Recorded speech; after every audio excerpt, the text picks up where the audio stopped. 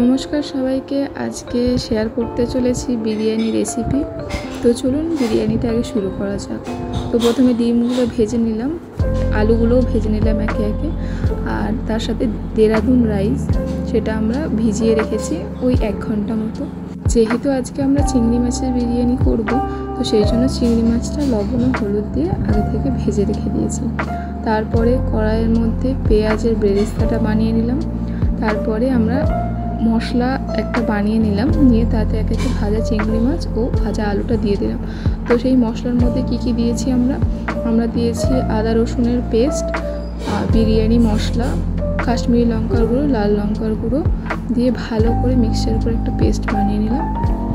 নিয়ে সেটার মধ্যে চিংড়ি মাছটা দিয়ে ভালো করে কষিয়ে নিলাম ও তার সাথে আলুও দিয়ে দিলাম। এবার চলে আসুন, যে দেরাদুন রাইসটা আমরা ভিজিয়ে রেখেছিলাম সেটা আমরা ঝরঝরে ভাত করে নিয়েছি। নিয়ে একটা হাঁড়ির মধ্যে আমরা ভালো করে বিরিয়ানিটা লেয়ারিং করছি। তো প্রথমে ঘি দিয়ে দিলাম, তারপরে দিয়ে রাইসের লেয়ার দিলাম, দিয়ে তার উপরে দিয়ে দিলাম বেরেস্তা ও চিংড়ি মাছ আলুর গ্রেভিটা দিয়ে দিলাম। দিয়ে এইভাবে পর লেয়ার করতে থাকলাম এবং ভেজে রাখা ডিমগুলোও দিয়ে দিলাম। দিয়ে তার ওপর থেকে দিয়ে দিলাম ঘি, 1 চামচ গোলাপ জল, 1 চামচ কেওড়া জল ও সামান্য অল্প একটু মিঠা আতর দিয়েই আমরা বিরিয়ানিটা দমে বসিয়ে দিলাম। দিলেই আমাদের বিরিয়ানি রেডি। 15 মিনিট পরে খুলে দেখলেই আমাদের বিরিয়ানি রেডি। চিংড়ি মাছের বিরিয়ানির রেসিপিটা কেমন লাগলো জানাবেন। থ্যাংক ইউ ভিডিও দেখার জন্য। সাবস্ক্রাইব, লাইক ও কমেন্ট করে পাশে থাকবেন।